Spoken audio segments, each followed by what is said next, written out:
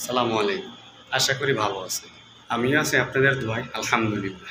আজকে দেখাবো সৌদি আরবে আমরা কিভাবে খাবার পানি খাই এবং কোথা থেকে সংগ্রহ করি।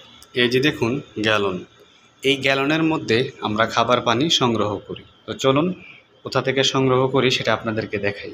এই যে দেখুন এটা হচ্ছে খাবারের পানি, মানে গাড়ি দিয়ে নিয়ে আসে। এই যে দুইটা ট্যাঙ্কি, এই ট্যাঙ্কির ভিতরে খাবারের পানি।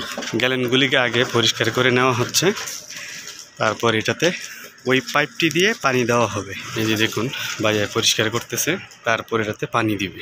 আমাদের দেশে যেভাবে টিউবওয়েল দিয়ে পানি খাই অথবা মোটরে পানি খেতে পারি, সৌদি আরবে এরকমভাবে পানি খেতে পারি না এবং টিউবওয়েল নেই।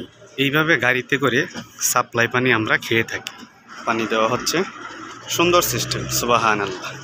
আপনি ওনাদেরকে কল করার সাথে সাথে ওনারা চলে আসবে পানি দেওয়ার জন্য।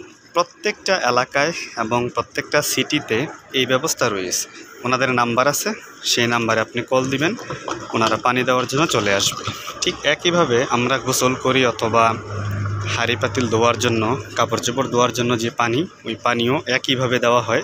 এই যে দেখুন কি সুন্দরভাবে ভরাট করতেছে। এটা একটা ইনকাম। কিন্তু সুদানি, সে সুদান দেশের মানুষ, এইখানে সে কাজ করে। আসলে সুদান সৌদি আরবের সাথে, আর সুদানের অবস্থা খুবই খারাপ, যার কারণে অনেক মানুষ সৌদি আরবে চলে আসতেছে কাজ করার জন্য, বেঁচে থাকার জন্য। বাংলাদেশেরাও এই পানির কাজ করে থাকে। এই দেশে পানি কিনে খাওয়া লাগে, একটা গ্যালন ভরলে 1 টাকা করে দেওয়া লাগে। এখানে 1, 2, 3, 4, 5, 6, 7টি গ্যালন আছে, তাকে 60 টাকা দিতে হবে। আমাদের দেশে তো গ্রাম অঞ্চলে পানি ফ্রি খাওয়া যায় বা অ্যাভেলেবেল পাওয়া যায়, খাওয়া যায়। এই দেশে আসলে অ্যাভেলেবেল পাওয়াও যায় না, খাওয়াও যায় না, আপনাকে টাকা দিয়ে পানি খেতে হবে। আমরা এইভাবেই খাবারের পানি সংগ্রহ করে থাকি।